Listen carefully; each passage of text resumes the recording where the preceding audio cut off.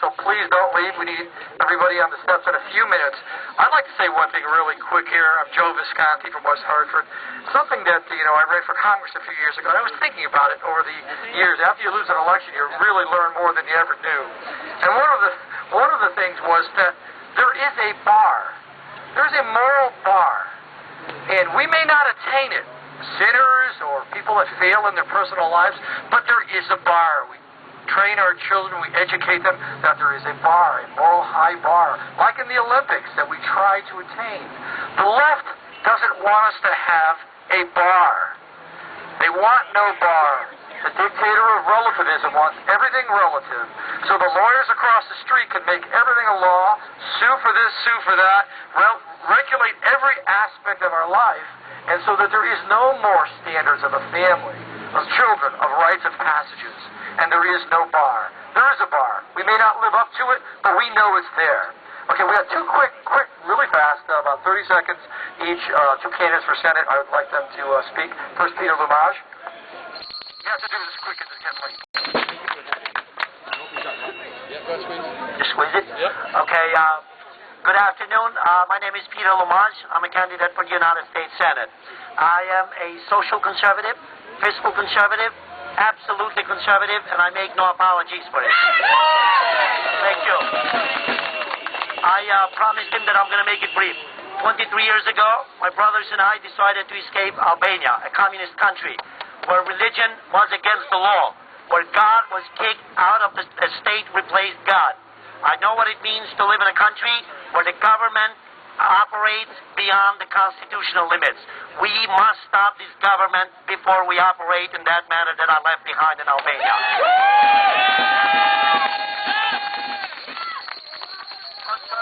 Conservatives like you and I, Tea Party members like you and I, are the only one that stands between tyranny and liberty, between unlimited government and constitutional limited government, as it was meant to be by the founding fathers who created this country for us. May God bless you, may God bless the United States of America, and thank you for having me here today. Okay, next up we have Brian Cahill.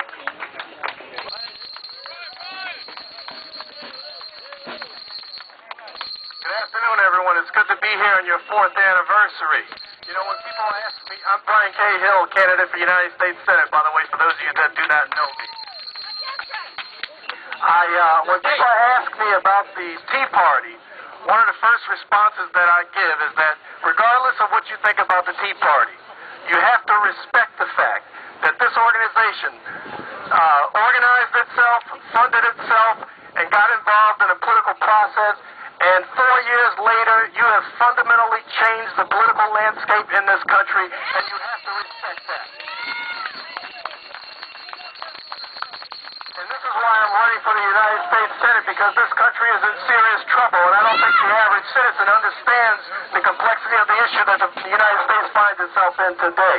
This election, Yes, we do. obviously the main issue is the economy.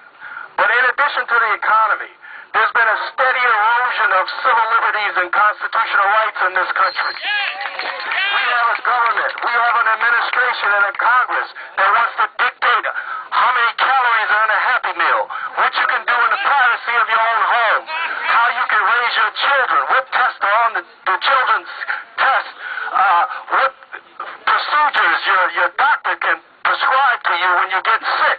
They want to dictate what you can do in your religious institutions. But more importantly, they want to pick the winners and losers in society. And if you don't agree with their platform, you're a loser. Well, guess what? You're not losers.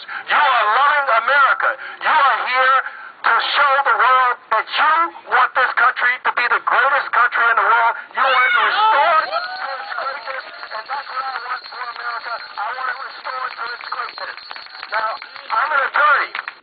But guess what? I did 12 years active duty as a military JAG attorney. And I took an oath to defend the Constitution of the United States And guess what? That oath still stands, and I will fight for the Constitution.